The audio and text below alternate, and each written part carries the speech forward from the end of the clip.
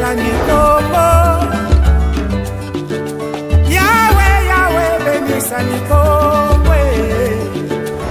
Yahweh, Yahweh, batela mikombo.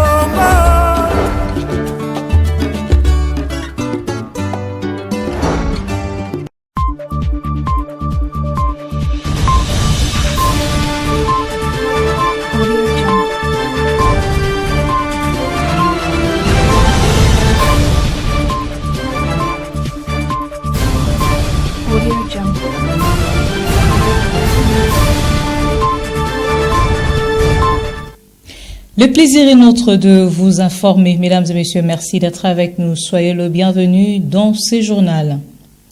Tête à tête, mardi 4 mars 2025 à Kinshasa, entre le président de la République Félix-Antoine Tshisekedi Tshilombo et le représentant spécial de l'Union européenne pour la région de Grand Lac. Au centre de leurs échanges, la situation sécuritaire dans l'Est de la République démocratique du Congo. Détails et commentaires. Le chef de l'État Félix-Antoine Tshisekedi a échangé ce mardi 4 mars 2025 à Kinshasa avec les représentants spéciaux de l'Union européenne pour la région du Grand Lac, Joa Borgstam. La situation sécuritaire dans la partie est de la RDC était au centre de leurs échanges. L'occasion faisant les larrons, M. Borgstam a annoncé la disponibilité de 44 tonnes d'assistance humanitaire en faveur de victimes de cette barbarie rwandaise via les rebelles de l'AFC M23 et la position concrète de l'Union européenne sur la violation de l'intégrité territoriale de la RDC. C'était une possibilité pour moi de partager avec son Excellence le président de la République les positions très claires auprès de l'Union européenne par rapport à la violation de l'intégrité territoriale de la République démocratique du Congo par le Rwanda. Mais j'ai aussi partagé avec son Excellence le Président et les positions européennes actuellement aussi par rapport à notre coopération, mais aussi l'assistance humanitaire. Comme exemple, il y a un convoi de 44 tonnes d'assistance humanitaire en route pour Goma. Il a en outre confirmé les sanctions prises par l'Union européenne contre les agresseurs de la RDC le 24 février dernier. J'ai moi-même assisté à la réunion du Conseil des ministres des Affaires étrangères de l'Union européenne le 24 février. Et à cette réunion, il y a eu des décisions politiques par rapport à la suite concernant des mesures en incluant la possibilité des sanctions à titre individuel. Mais il y a aussi des décisions qui ont déjà été prises par rapport à suspendu notre dialogue sécuritaire défense avec le Rwanda. Selon Bogstam, l'Union européenne est prête d'entretenir de bonnes relations avec la République démocratique du Congo, a confirmé ses représentants de l'Union européenne au président congolais Félix Tshisekedi.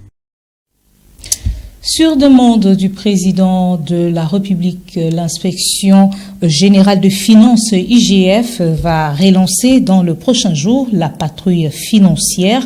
L'annonce a été faite par le directeur de cabinet du président de la République, Anthony Konzi, lors d'une réunion avec les mandataires publics. Suivez.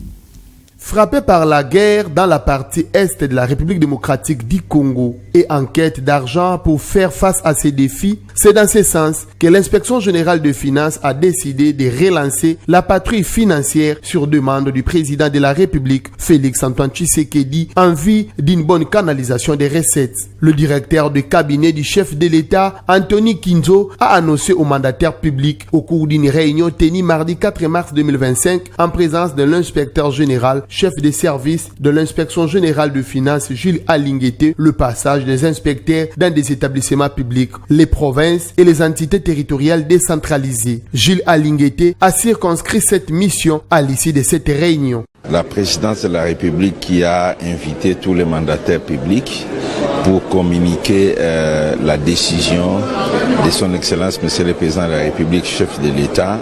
Ces missions de patrouille financière vont se limiter essentiellement à des zones de risque de gestion, à savoir des acquisitions de propriétés immobilières par les établissements et entreprises publiques, le paiement des avantages des mandataires, les marchés publics exécutés par les établissements et entreprises du portefeuille de l'État, et un regard sur la fiscalité de tous les prestataires et fournisseurs qui font les affaires avec les établissements et entreprises publiques, le paiement des soins médicaux à l'étranger qui doit être conforme à la réglementation et l'exécution des missions de services à l'étranger qui doit aussi obéir à un certain nombre d'instructions qui venaient d'être édictées par la haute hiérarchie. Rappelons que, grâce à la patrouille financière menée en 2023, 1,5 milliard de dollars de dépenses teintées d'irrégularités ont été récupérés par l'IGF. Cette révélation a été faite par Gilles Alinguete lors de son passage sur Top Congo mercredi 14 février 2024. Victime d'une discrimination selon certains dires, la communauté Banyamulenge ne cesse de clamer son appartenance à la République démocratique du Congo. Un caucus de députés nationaux issus de cette communauté a été reçu par le président ad intérim du parti au pouvoir, Augustin Kabouya, le mardi 4 mars 2025 dans son cabinet de travail dans la ville-province de Kinshasa. Suivez. Il a été reçu par le président du parti au pouvoir, Augustin Kabouya, le mardi 4 mars 2025 dans son cabinet de travail dans la ville-province de Kinshasa. Cette délégation de députés nationaux issu de la communauté Banyamulenge est venu manifester son soutien auprès du président de la République, Félix-Antoine Tshisekedi Tshilombo, qui, dès son accession au pouvoir, ne cesse de clamer l'appartenance de la communauté Banyamulenge au pays de Joseph Kasavubu. Nous avons le chef de l'État qui nous exprimons notre soutien parce qu'il a toujours dit que les Banyamulenge sont de Congolais et nous voudrions également que ça se répercute dans tous les services, dans toutes les couches sociales, que ça soit entendu. Pour Augustin Kabouya, cette rencontre contredit sur toute la ligne le président du régime sanguinaire de Kigali, Paul Kagame, qui prétend combattre la RDC pour défendre la communauté Banyamulenge. Je suis le plus heureux aujourd'hui parce que j'ai accepté de me présenter avec la délégation Banyamulenge devant la presse pour contredire le président rwandais que les Banyamulenge ne subissent pas de discrimination dans le régime Tshisekedi. Ici, c'est le parti politique IDPS, parti au pouvoir. Je les ai reçus ici dans mon bureau. Je suis avec eux. Ce sont nos frères, comme le chef de l'État l'avait dit. Et moi, je le répète, que ce sont nos frères congolais. Ne tombons pas dans le piège de l'ennemi pour qu'ils puissent continuer à tuer nos frères et sœurs dans l'est de la République démocratique du Congo. Lui avait présenté des faux FDLR, des prisonniers retirés pour montrer à la face du monde parce que j'avais dit, depuis qu'il occupe Goma et Bukavu, il n'a pas présenté des FDLR. Par manque d'arguments, il est allé sortir des prisonniers, il les a habillés, comme on dit, il n'y a pas un crime parfait.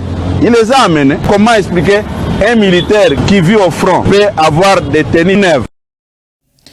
Rendons-nous à l'est de la République démocratique du Congo. Le victime issu du double attentat du jeudi 27 février dernier, survenu lors du meeting de la coalition M23 AFC à Bukavu, dans la province du Sud Kivu, ont été enterrés le mardi 4 mars 2025.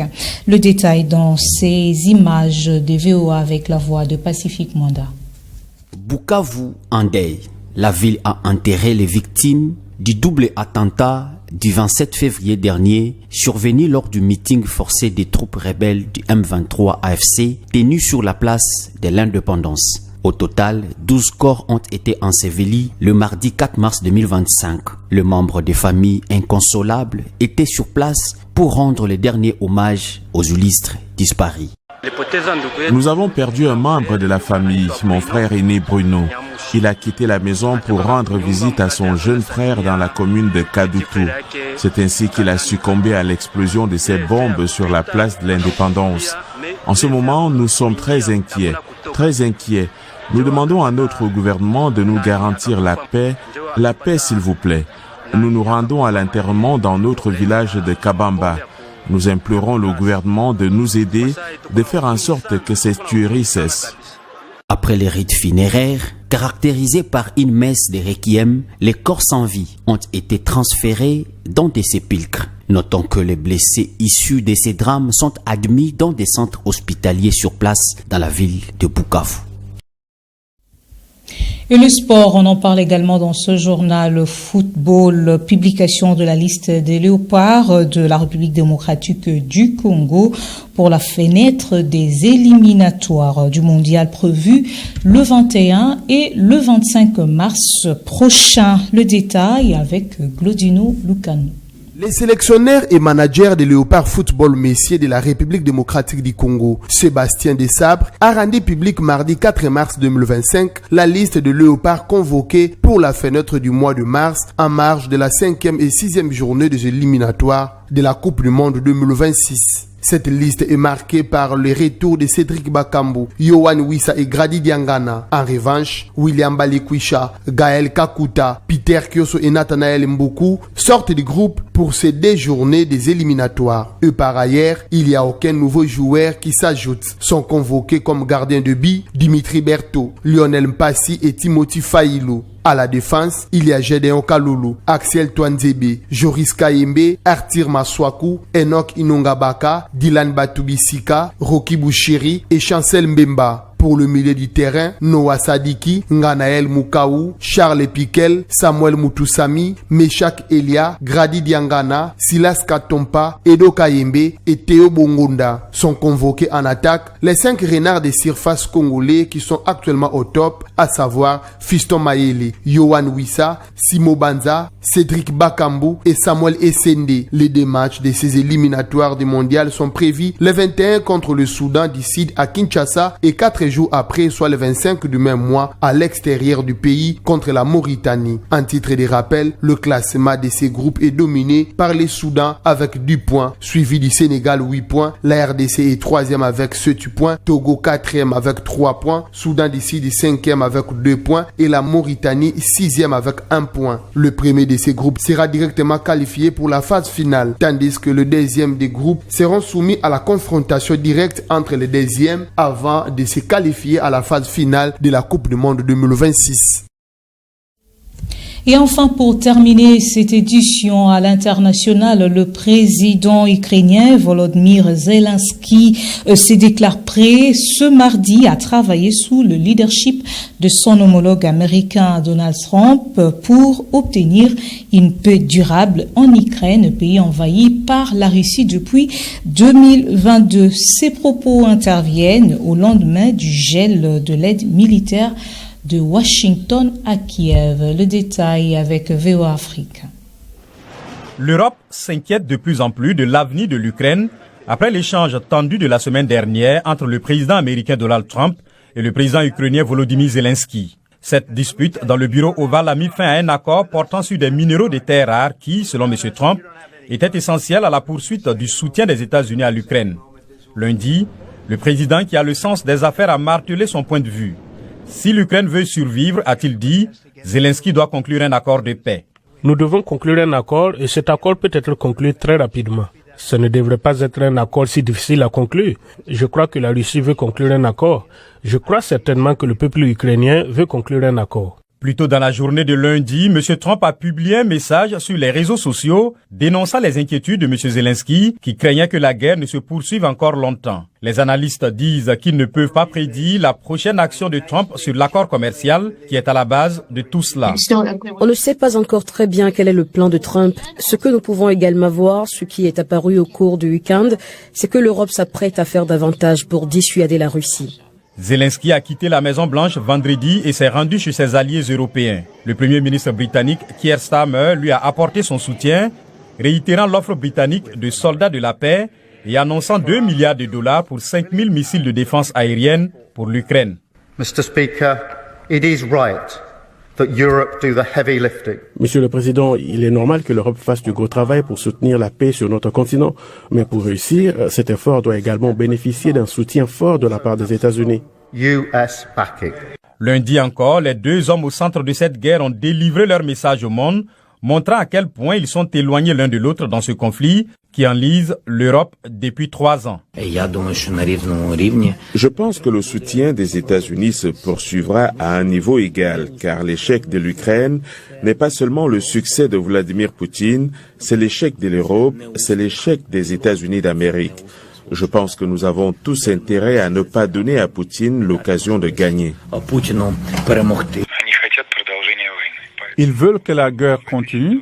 Par conséquent, dans cette situation, il est évident que les efforts de Washington et la volonté de Moscou ne suffiront pas, car il manque un élément crucial. À Washington, la Maison-Blanche a confirmé à VOA qu'elle avait augmenté la pression, déclarant que l'administration fait une pause et examine notre aide pour s'assurer qu'elle contribue à une solution. Et Trump a annoncé sa prochaine grande annonce sur l'Ukraine. Je vais faire un discours. Vous en avez probablement entendu parler demain soir. Alors, je vous le dirai demain soir. C'est le discours qu'il prononcera devant une session conjointe du Congrès ce soir, heure de Washington.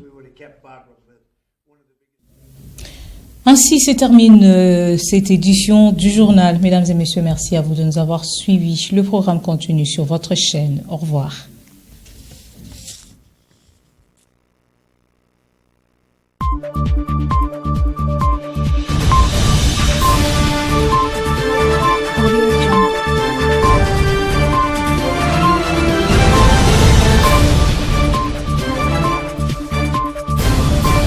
Audio Jungle.